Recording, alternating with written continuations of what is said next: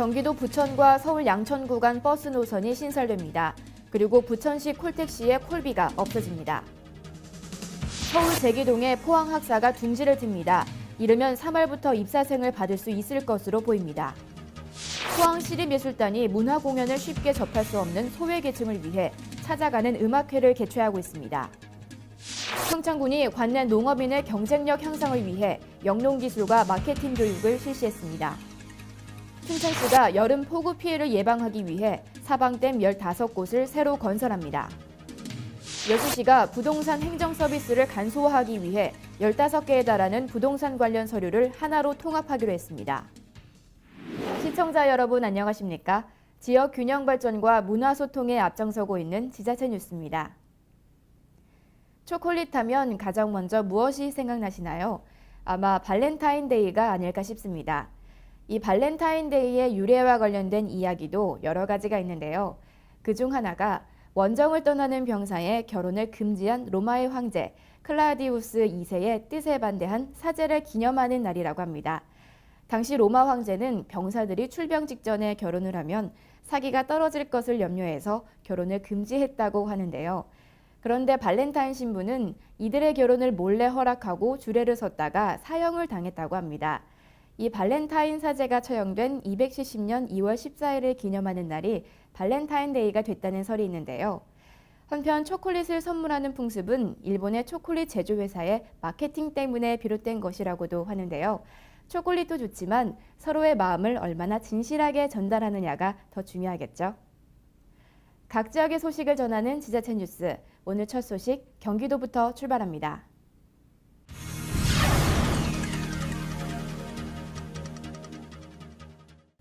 부천시가 시민들의 교통 편의를 위해 적극적으로 나서고 있습니다. 서울 양천구와 업무 협약을 체결하고 버스 노선을 신설했습니다. 그리고 콜택시를 이용할 때 부담해야 했던 1,000원의 콜비도 시에서 부담하기로 했습니다. 시가 양천구와 대중교통 환경 개선을 위한 업무 협약을 체결했습니다. 이번 협약은 최근 두 지역의 교통 여건이 변화함에 따라 시민들의 이동 편의를 좀 더 높이기 위한 것으로, 이에 따라 올 상반기 중에 까치울역과 양천구 신정동을 운행하는 버스 노선이 신설될 예정입니다. 이와 함께 시는 지역 내 택시 산업의 경쟁력을 높이고 교통 서비스 수준을 향상시키기 위해 콜비 없는 콜택시 사업을 추진합니다. 시는 최근 부천 개인택시조합, 부천 법인택시연합회, 부천택시 노동조합 협의회, 또 부천콜과 부천 브랜드 콜택시 활성화를 위한 협약을 체결하고 기존에 별도로 부과했던 1,000원의 콜비를 받지 않기로 합의했습니다. 대신 한 달에 30콜 이상의 실적이 있는 업체에는 시가 콜비 명목으로 일부 비용을 지원합니다. 이에 따라 시에는 개인택시로 구성된 부천콜과 법인택시로 구성된 판타지아콜이 운행하며 부천콜은 지난 1월부터, 판타지아콜은 올 3월부터 콜비 없이 이용할 수 있습니다. 시는 앞으로도 시민들이 각종 교통수단을 편리하고 편안하게 이용할 수 있도록 관심을 갖고 관련 업체들과 상호 협력해 나갈 계획입니다. 지난해 7호선 부천 구간 승객이 하루 평균 97,800여 명으로 집계됐는데요. 2012년 10월 개통 당시와 비교하면 14% 증가했습니다. 부천시는 시민들이 보다 편리하게 지하철을 이용하도록 하기 위해 일부 역 출입구에 에스컬레이터를 추가로 설치하고 역산의 편의시설을 더 확충하기로 했습니다. 지난해 지하철 7호선 부천 구간 이용 승객은 모두 3,570만 명, 일평균 97,812명으로 집계됐습니다. 2012년 개통 당시 하루 평균 85,600여 명이 이용한 것과 비교해 1년여 만에 14%가 늘었습니다. 부천 구간 6개 역 중 가장 많은 시민이 이용하는 곳은 상동역으로 하루 평균 2만 3천여 명이 이용했으며 승객이 가장 적은 곳은 까치울역인 것으로 나타났습니다. 또 월별로는 12월에 요일 중에는 금요일에 가장 많은 승객이 지하철을 이용한 것으로 분석됐습니다. 한편 시는 최근 서울도시철도공사와 부천시청역과 까치울역에 에스컬레이터를 추가로 설치하기로 합의했습니다. 설치 예정지는 부천시청역 1, 2, 4, 5번 출입구와 까치울역 3, 5번 출입구로 역사 깊이가 깊고 계단이 많은 데 비해 에스컬레이터가 부족해 시민들의 민원이 꾸준히 제기돼 왔던 곳입니다. 두 개 역사 출입구의 에스컬레이터 설치 공사는 곧 설계에 들어가 6월까지 완공할 예정입니다. 부천시의 제2 어린이 급식관리지원센터가 문을 열었습니다. 이번에 개소한 제2센터는 기존의 1센터와 함께 어린이집과 유치원에 건강한 급식을 지원할 예정이고 특히 취약계층인 소규모 급식소도 지원이 가능하도록 사업이 확대됐습니다. 부천시 제2 어린이 급식관리지원센터가 최근 부천대학교에 설치됐습니다. 제2센터는 어린이 급식소 지원 대상이 기존의 50인 이상 100인 미만에서 20인 이상 100인 미만으로 확대되면서 사업량이 증가해 추가로 마련됐습니다.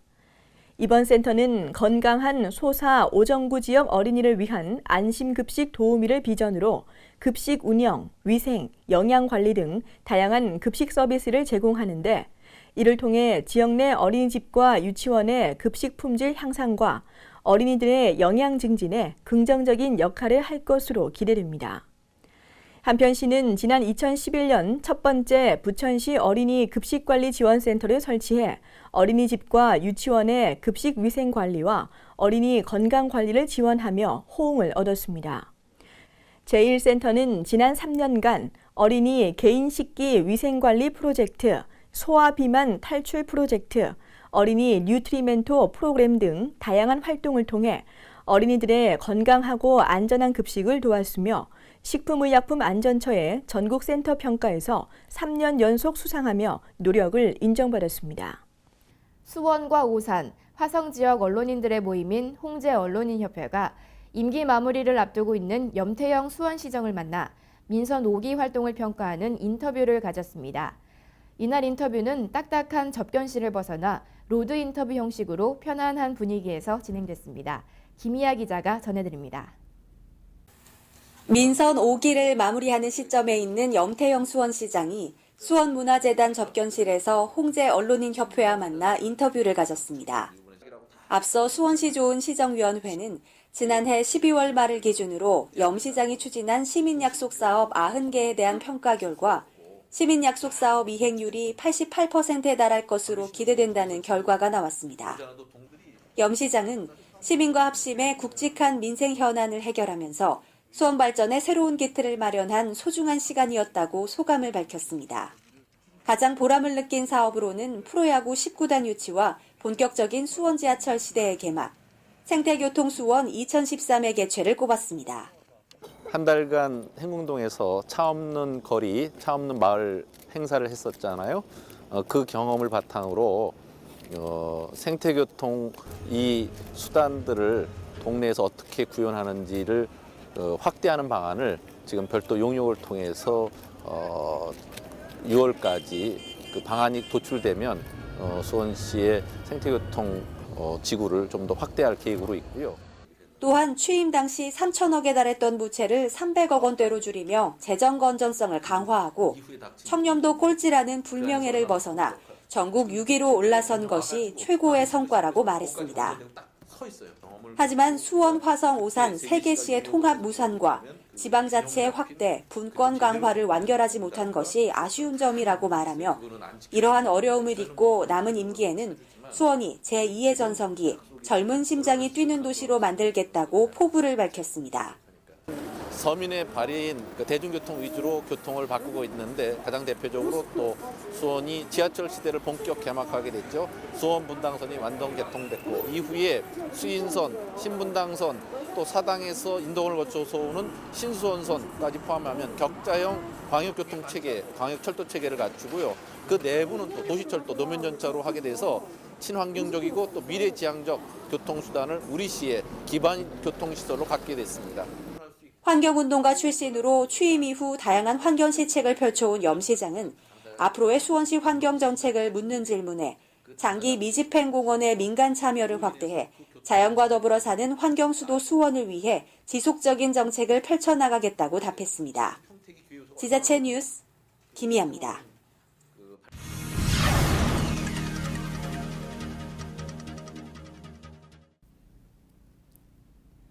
시청자 여러분은 혹시 감사운동이란 말 들어보셨습니까? 감사운동은 내 주변 모든 사람들에게 감사하는 마음으로 따뜻한 말 한마디를 건네고 감사한 일을 편지에 적어보는 것인데요. 포항에서 시작된 이 감사운동이 대통령 소속 국민대통합위원회가 선정한 갈등 극복 성공 사례로 선정됐습니다. 대통령 소속 국민대통합위원회가 갈등을 넘어서 국민 행복으로라는 주제로 발간한 책자에 포항시의 감사운동이 국민행복 성공 사례로 게재됐습니다. 지난 1월 24일 정부기관과 전국 지자체에 배포된 이 책자는 감사운동의 취지와 추진 과정 등 감사와 나눔, 배려와 소통하는 사회문화 조성을 위한 우리 시의 감사운동을 자세히 소개하고 있습니다. 포항시는 지난 2년 동안 추진한 감사운동이 53만 포항 시민들의 삶의 질을 높이고 더 나아가 국민 행복 시대를 선도할 것으로 기대하고 있습니다. 포항중앙도서관 공사가 2015년 6월 개관을 목표로 한창 진행 중입니다. 포항시는 도서관이 책만 읽는 공간이라는 통념을 깨고 시민들이 자유롭게 문화생활을 즐길 수 있는 첨단 지식 공간으로 만들어 나갈 방침입니다. 옛 포은도서관 자리에 짓고 있는 복합형 문화센터 포항중앙도서관 건립공사가 17%의 공정률을 보이며 순조롭게 진행 중입니다. 포항중앙도서관은 총 사업비 240억 원이 투입돼 지하 1층, 지상 6층, 연면적 9,800여 제곱미터 규모로 지어지며 열람실, 디지털 도서실, 시청각실, 종합자료실, 다목적실 등을 갖추게 됩니다.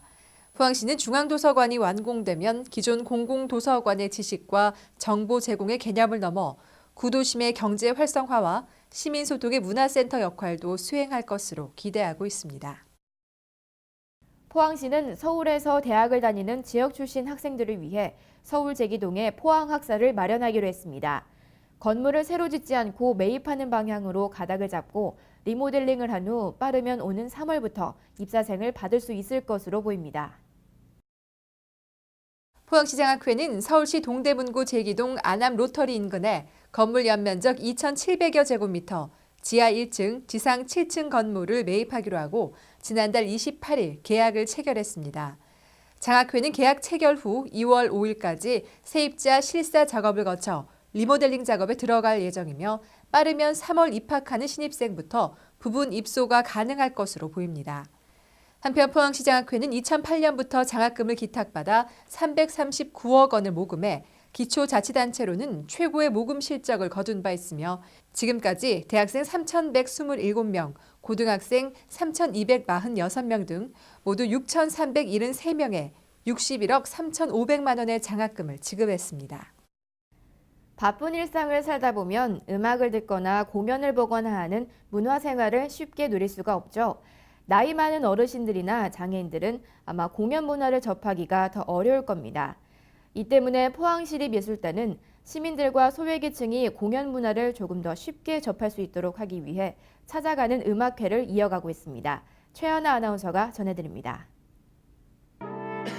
꼭 근사한 무대가 아니더라도 음악이 주는 감동과 치유를 느끼고 싶은 곳이라면 시립예술단의 멋진 공연장이 됩니다.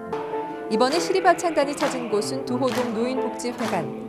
희끗희끗한 머리색과 주름진 얼굴도 음악에 대한 사랑과 열정을 말리지는 못하는데요. 복지회관 강당을 가득 채운 어르신들은 시립합창단의 아름다운 화음에 맞춰 힘찬 박수를 보내며 음악을 즐깁니다. 엔딩곡이 끝나자 아쉬운 관객들은 앵콜을 외치고 시립합창단은 아빠의 청춘으로 화답했는데요. 함께 맞추는 화음으로 당당하는 금세 흥겨운 축제장이 됩니다. 중앙 무대 어느 쪽에도 내놔도 손색이 없는 그런 황홀하고 아주 알찬 무대라고 생각해서 대단히 감사합니다. 앞으로도 저희들 노인 복지회관을 자주 오셔서 많은 공연을 해주시면 감사드리겠습니다. 포항시립예술단에 찾아가는 음악회는 그야말로 다양한 테마를 갖고 시민들의 일상 속에 녹아듭니다. 올해도 연간 40회 정도 찾아가는 음악회를 기획하고 있는데요. 문화생활을 즐기기 어려운 소외계층은 물론 시민들의 삶의 현장에 직접 다가가 문화예술을 통한 행복을 선사할 예정입니다.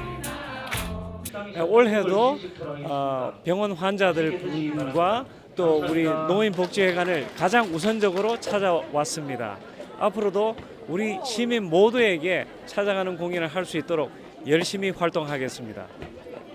누구나 한 번쯤 일상을 벗어나 자유를 꿈꾸며 감성에 목말라 합니다. 이 부족한 감성을 채움에 있어서 음악은 담비 같은 역할을 하는데요.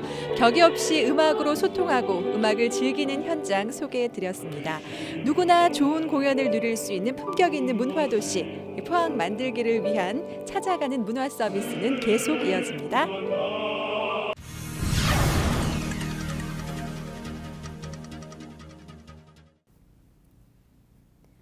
올 한 해 강원도 산림시책을 발표하는 설명회가 평창군 산림조합에서 열렸습니다. 강원도 내 18개 시군 관계자가 한자리에 모여 주요 시책과 우수사업 등 정보를 공유하고 올해 정책 방향을 논의했습니다. 강원도와 도내 18개 시군 산림 관련 관계자들이 참석한 가운데 열린 이날 설명회에서는 강원도의 2014년도 산림 녹지 분야 시책 방향을 설명하고 각 시군의 우수 특색 사업을 소개했습니다. 평창군은 그동안 펼쳐온 올림픽 도시 나무은행 사업과 함께 새롭게 추진 중에 있는 산양산삼 소득특구 지정 관련 사업을 신규 특색 사업으로 선보였습니다. 한편 올해 강원도는 소득과 행복이 샘솟는 산림도 실현을 목표로 산림 녹지 분야 35개 사업에 총 1,890여억 원을 투자해 강원도가 가진 최고의 산림 자원을 발전시켜 나갈 계획입니다. 평창군이 농업인의 경쟁력을 향상시키기 위해 농업인 실용교육을 실시하고 있습니다. 각 마을별로 특약 작물을 지정해 맞춤별 영농 기술을 지도하고 경영 안정을 위해서는 마케팅 교육도 시행했습니다. 지난 14일 첫 교육을 시작으로 이어지고 있는 이번 교육에서는 식량작물과 채소, 과수, 특용작물 생산 등 영농 현장에서 활용할 수 있는 기술 교육과 함께 경영 개선을 위한 마케팅 교육도 함께 이루어지고 있습니다. 특히 지난 15일에는 대화면에서 고추 재배 교육을 펼치는 등 지역의 재배 작목과 여건에 맞춰 품목을 선정 교육을 펼쳐 수요자 중심의 맞춤형 교육을 이어가고 있습니다. 새해 농업인 실용교육은 다음 달 7일까지 총 13차례에 걸쳐 운영될 예정입니다. 춘천시가 여름에 있을 태풍과 폭우에 대비하기 위해 사방댐 15개를 추가로 설치하기로 했습니다. 공사는 지난해 수해 피해가 컸던 지역과 올해 피해가 우려되는 지역을 중심으로 먼저 착공할 계획입니다. 시는 올해 37억 5천만 원을 들여 사방댐 15곳을 조성하기로 하고 사업량을 지난해 5곳보다 3배 늘렸습니다. 사방댐 설치 지역은 사북면 지암리, 동면 상걸리, 동산면 원창리 조양리, 동내면 사암리, 남산면 백양리 방공리, 신동면 팔미리, 신부급 진해리 천전리 등으로 지난해 수해 피해가 컸던 지역과 집중호우 피해가 우려되는 지역입니다. 조기 착공을 통해 우기 전에 공사를 마칠 계획이며 사방댐 설치 외에도 4천여만 원을 들여 기존 사방댐 6곳의 준설 작업도 함께 진행할 예정입니다.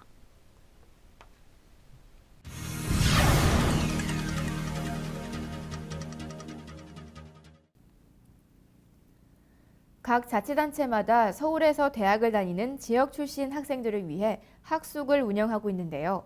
올해 처음 문을 연 여수학숙도 입사생 모집을 마치고 2월부터 본격적인 운영에 들어갑니다. 시는 1월 27일부터 2월 4일까지 입사생을 모집하며 원서 접수는 진남체육공원 내 교육지원과로 직접 또는 대리 접수할 수 있습니다.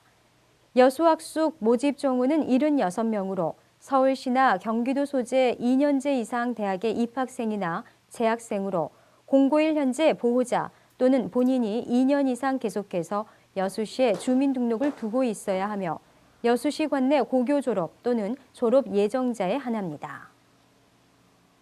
여수시가 음식물 쓰레기 배출 방식을 기존 종량제 봉투에서 납부 필증 스티커 방식으로 변경했습니다. 납부 필증 스티커 방식은 음식물 쓰레기 양을 줄이기 위해 이미 여러 지자체에서 시행하고 있는데요. 여수시는 우선 아파트 등 공동주택을 대상으로 시행을 한 후 단독주택까지 확대할 계획입니다. 시는 음식물 쓰레기 배출 방식과 관련해 조례 개정과 공시를 거쳐 오는 3월 1일부터 공동주택을 시작으로 종량제 봉투에서 스티커 방식으로 변경합니다. 또한 오는 9월 1일부터는 단독 연립주택까지 소형 수거 용기에 납부 필증을 부착하는 스티커 방식이 확대 시행될 방침입니다. 토지대장과 건축물대장, 개별 공시지가, 그리고 주택가격 등 부동산과 관련된 서류는 참 많습니다. 무려 15종류나 된다고 하는데요. 올해부터 이 모든 부동산 관련 서류를 하나로 통합해 확인할 수 있는 부동산 종합증명 서비스가 시행되고 있습니다. 부동산 종합증명서는 토지대장, 건축물대장, 개별 공시지가, 주택가격, 토지이용 계획 확인혼 등 개별법에 의해 관리되던 15종의 부동산 관련 증명서를 하나의 증명서로 통합 연계한 부동산 관련 종합증명서입니다. 이에 따라 지난 18일부터 일사편리를 통해 전국 시군구 민원실과 읍면동 주민센터, 온나라 부동산 정보 홈페이지를 통해서 전국 어디서나 부동산 종합증명서 발급 열람을 할 수 있게 됐습니다.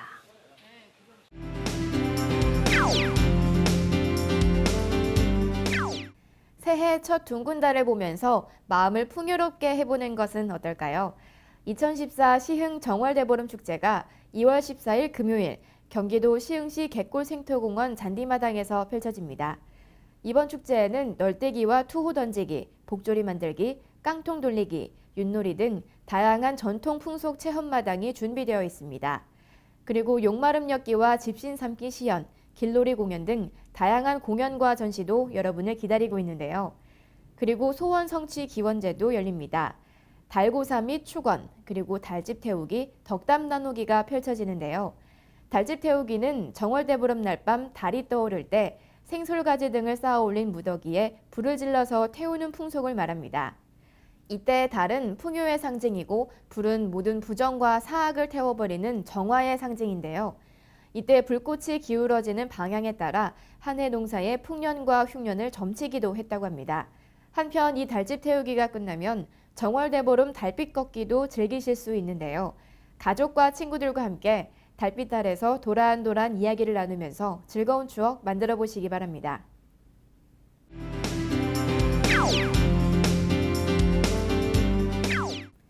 싱싱한 수산물을 맛보면서 건강도 챙길 수 있는 축제가 여러분을 찾아왔습니다.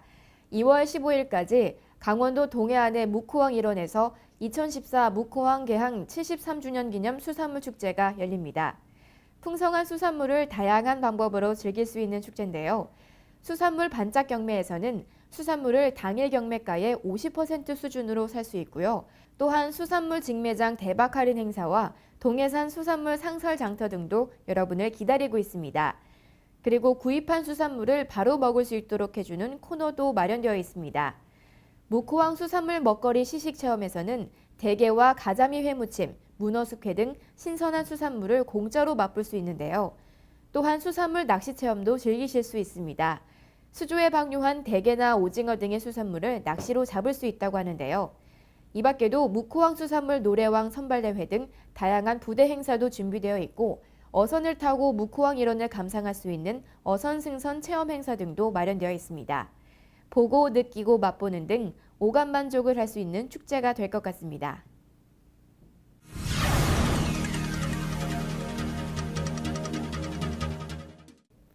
이제 곧 정월대보름이 다가옵니다.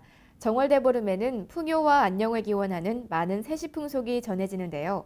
우리나라 전체 세시풍속의 20%가량이 정월대보름을 맞아 치러질 정도라고 합니다.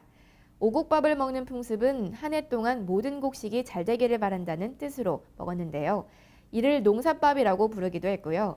그리고 땅콩이나 호두, 밤 등의 부럼을 깨물어 먹는 것은 1년 동안 각종 부스럼을 예방하고 치아를 튼튼하게 한다는 의미를 담고 있습니다. 그리고 더위 팔기도 있는데요. 상대방의 이름을 불러서 대답을 하면 내 더위 사가라 라고 말하면서 더위를 파는 것을 말합니다. 이때 더위가 팔리면 그해 여름엔 더위를 먹지 않는다는 속설을 가지고 있다고 하네요. 지자체 뉴스 오늘 순서 여기서 마치겠습니다.